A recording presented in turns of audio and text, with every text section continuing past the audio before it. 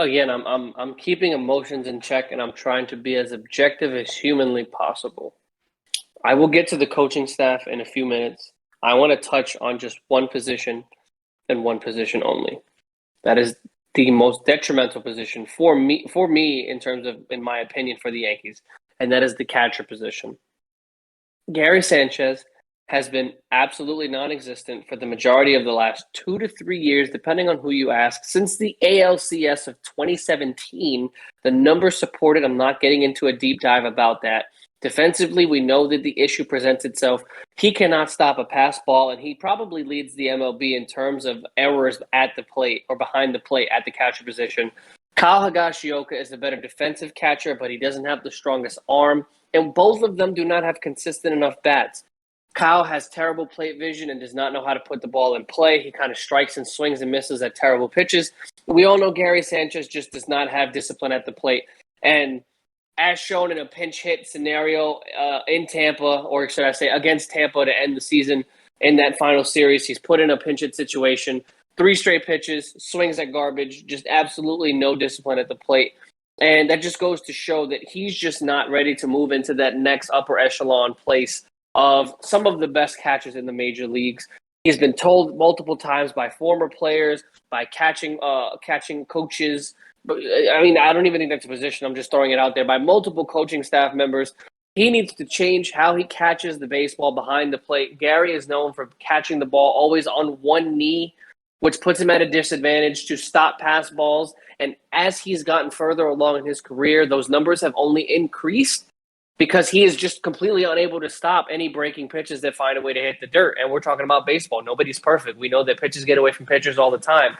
But when you limit yourself to a certain range because you are not on both feet, that hinders you from your ability to be able to call a good baseball game. That hinders you to be able to stop those balls that do get away from the pitcher, let alone that do hit the dirt. So overall, I think we need to completely wipe the catching room from the Yankees lineup, and we need to start fresh. I know that I've been preaching for Kyle, but seeing, and I mean Kyle Higashioka, not Kyle, my partner here, we just do not have a consistent hitter at that position. And for Garrett Cole to have a personal catcher, and that's why Kyle Higashioka is on this team, is just not good enough for me anymore.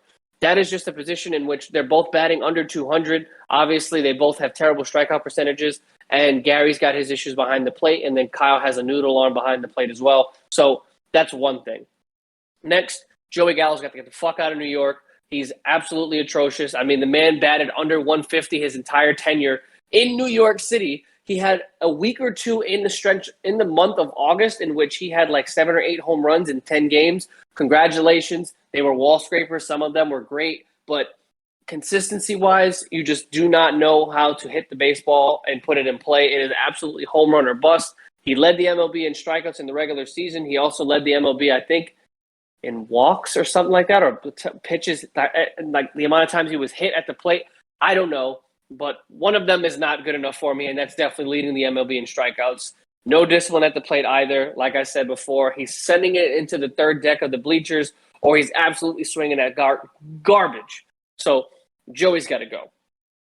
We need to trade away Luke Voit or let him walk in arbitration because we have a great first baseman that we acquired from the Chicago Cubs in Anthony Rizzo, who is one of the most consistent hitters on this team, who batted just under 250, had about 20-some-odd home runs, and is a gold glove, if not platinum glove, first base player in terms of defensive efficiency. I would rather him play the way he was consistently in terms of offense and all-star compatible defense than have Luke Voit, who can't field the ball in the dirt for the life of him. Luke Voit did great for the time that he was in New York. I'm not saying I don't appreciate him, but obviously if we're going to go out there and we're going to go try and acquire another outfielder, which is going to take away Stanton's ability to play the field outside of some rest days, he will be our designated hitter for the foreseeable future, which takes away Luke Voit's availability because unless Luke is okay with coming off of the bench for rest days or injury days, I don't see him staying on this roster. Trade him while you can get value if it's available.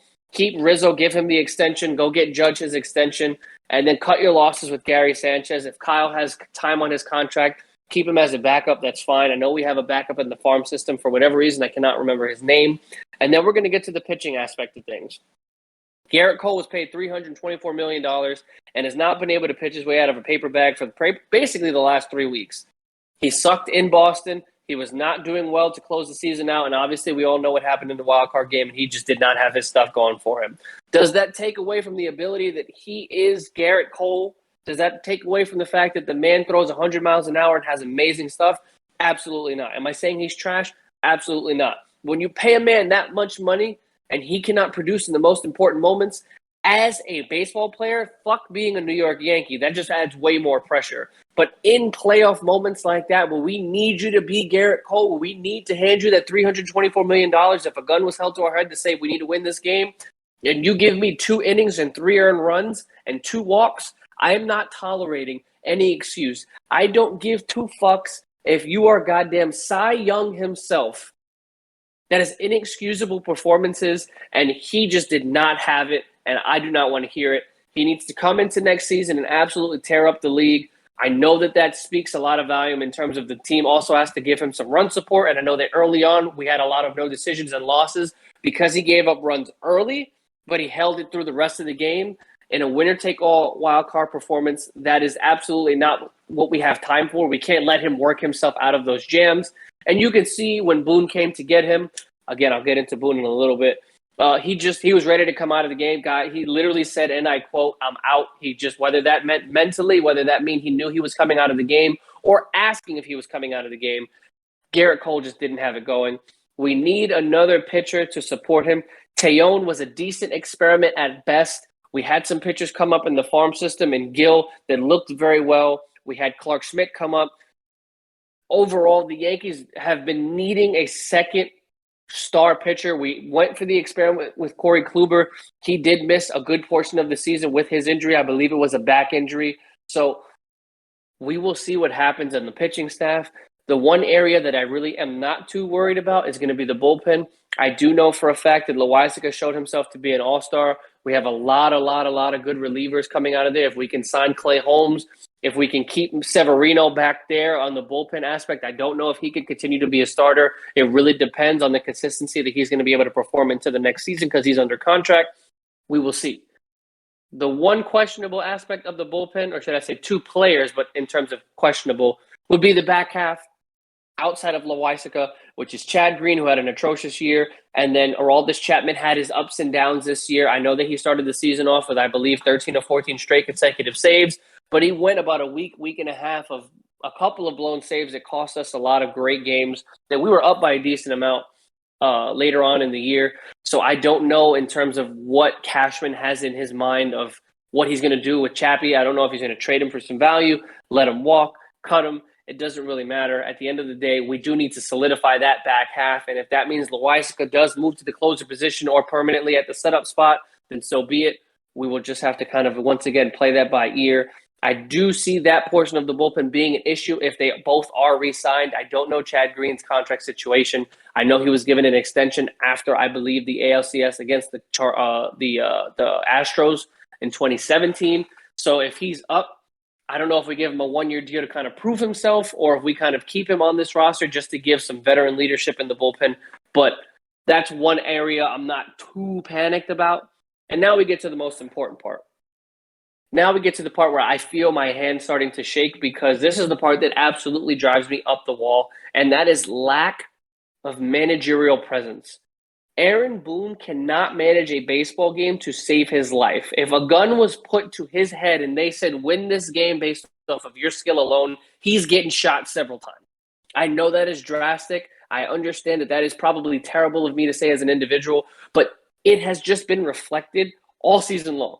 I mean, for God's sakes, in the wild card game, the second you see Cole give up that 2-run shot in the first inning and then the second to Schwarber in the third, I wouldn't have even let it get to Schwarber.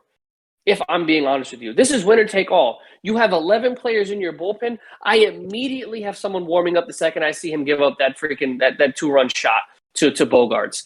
The fact that changeup was sitting up in the zone to Bogaerts, and then the next player hit put another ball in play. I'm taking him out. I have to. I cannot afford to have you give up that many runs. And then, of course, he waits until Severino walks somebody to put in Loaisiga. Loaisiga gets out of the jam. and then Loisker comes in and he walks 2 to 3 players. You wait for the bases to be loaded to then bring somebody else in which you bring in Chad Green, who has statistically been one of our worst bullpen pitchers over the last, 3 months of the season. He literally looks at the situation and he waits for it to get to a point where there is no return or the damage has been done, and he says, you know what, fuck it, come out. His pinch hitting awareness this season, absolutely atrocious. His substitution in terms of getting pitchers in and out of games and letting them kind of hang themselves, I don't understand. His base running situation of giving people the green light to steal. Tyler Wade got caught like 4 out of his last 5 or 6 times in his base stealing attempts.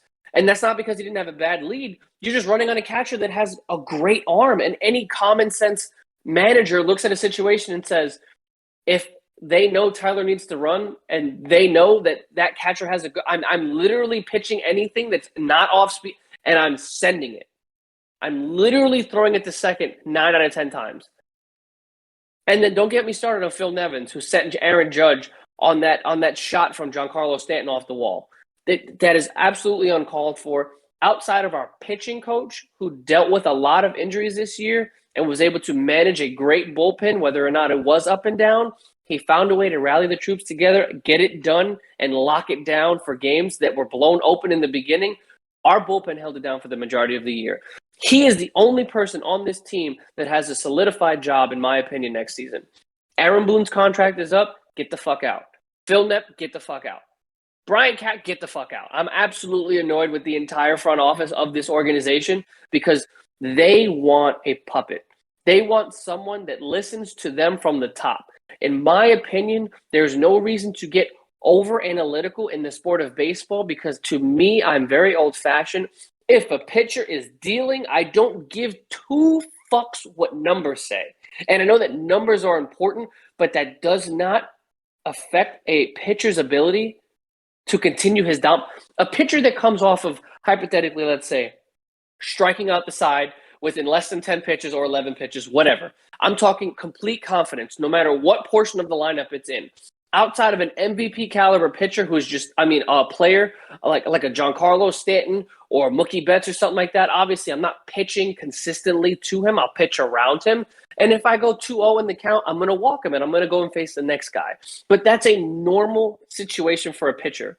For you to pull somebody because this is the 3rd time that he's facing that pitcher or the 3rd time in the lineup says that statistically speaking, this player is going to recognize the strike zone and he's going to hit the ball because throughout the regular season, he has hit better against pitchers his 2nd and 3rd time facing them. Bro, I do not care. You're putting in pitchers that are either terrible for the situation or just not prepared for the situation at hand. And I've had enough of Boone just throwing people in there because the analytics says so or because the people upstairs say to put them in. Bro, put your fucking foot down and say, no, my guy has been absolutely dishing. And if he makes a mistake, if he walks somebody, he gives up a double, then he gets pulled. I make sure someone's in the pen.